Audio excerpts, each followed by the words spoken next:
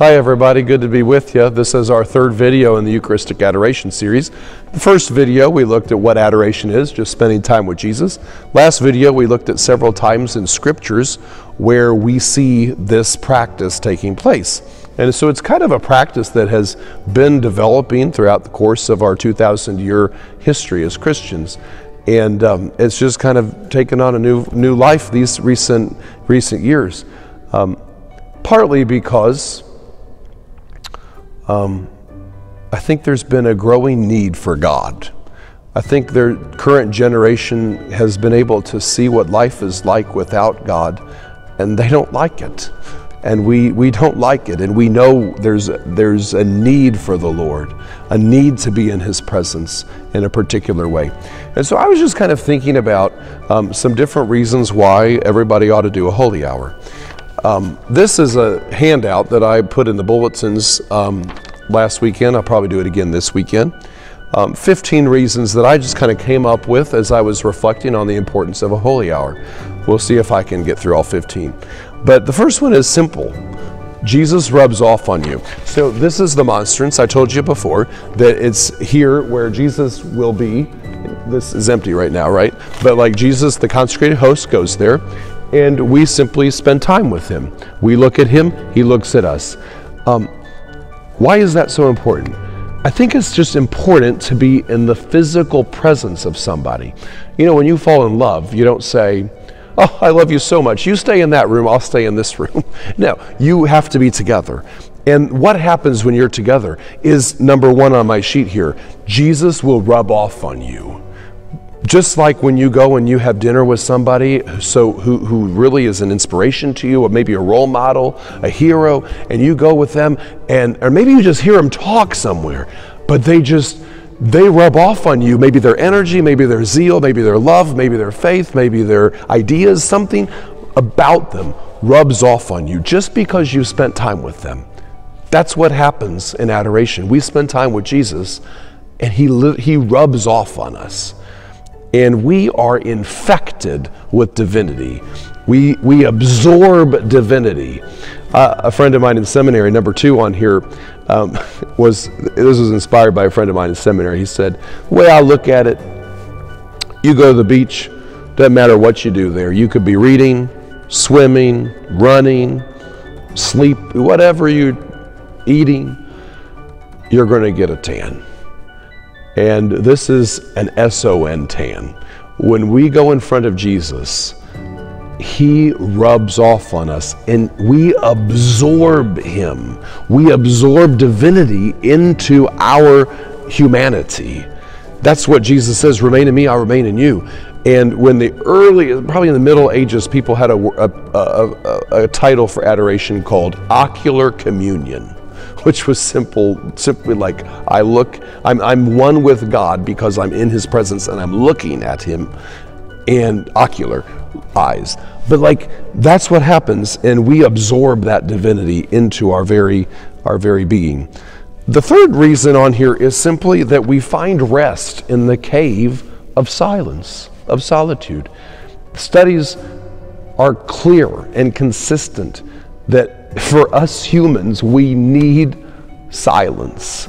But the problem is, in our day and our age, you don't get much of it, right?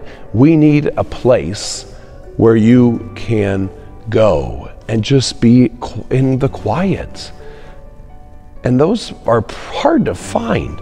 One of our parishioners, he said, "Man, I don't understand why there's so much chatter before Mass." He said, "Could I get a cone of silence to go over my head before church?" Like, even at church sometimes it's a little noisy, which it shouldn't be, but like, this chapel is a place of silence, that no matter what the world is going on in your life, earthquakes, tornadoes, you go there and there is a rock. There is a place where you are safe and where you can be silent. And guess what? We hear a lot when we're in the silence. Sometimes I go on retreat and they say, "Oh, that must be nice just to go and rest and sleep." And I said, "Folks, you don't understand what a retreat is. A retreat, there is a little bit of the rest component, but a silent retreat, like an Ignatian retreat, which are 30 days long, that's a lot of work. Because when you're in that much silence, you hear God tell you all kinds of stuff. And usually when he has something to tell you, he has something to ask you to do. But that's why this chapel will revolutionize this whole parish and our city and our families and our own, whatever, our lives. Number 4, we touched on last time, where Jesus said on this list here, will you not spend an hour with me? Jesus asked us that same question. Will you say yes? Number 5, we feed our souls, or Jesus feeds our souls in adoration. You know, we all go to Mass on Sundays. If we don't, then that needs to be fixed. But I tell you this, that's not enough. We need more nourishment than that. And a holy hour nourishes the soul in a very profound way. You can't just live on one meal a week. It doesn't work that way on a natural level. Guess what? It doesn't work that way on a spiritual level either. Number 6, I'll come back to this one in the next one, because I want to talk in the next video about what some of our recent popes and our current pope have to say about adoration. Number 8 though is we go to the presence of Jesus, and he wants our real presence too. I remember once I went to confession to a Dominican priest, and I said, Father, forgive me for I've sinned. I said, I fell asleep. I've been falling asleep in my prayers. And most of the time priests will say, oh, that's okay. Jesus says, come and I will give you rest, which is true. We get rest. You'll get rest in the chapel too. But he goes, Michael, do you want the real presence of Jesus? I said, of course, that's why I'm going. He says, guess what? Jesus wants your real presence too. And I thought, whoa, you know, that kind of made me shake a little bit. Jesus on the cross, he says, I thirst. He was talking about us. He thirsts for you. He thirsts for me. And he wants nothing more than us to just be there with him, to give ourselves over to him. And everything else takes care of itself. Next thing is it strengthens your marriage and your family. It's always neat and powerful for me to see parents take their kids to the chapel, couples to go to the chapel together and just to pray together and be with Jesus together. That's what it's all about. I'm going to stop here because I think I've already gone over my 5 minutes. But these folks are just some reasons why I think it is crucial for every Christian to do a holy hour. And why that is so important is because it is spending that time with the Lord, and what God does with an hour is crazy, and what he'll do with an hour with you is just going to be wild. And so I look forward to seeing what that's all about. We'll talk more next time. God bless you.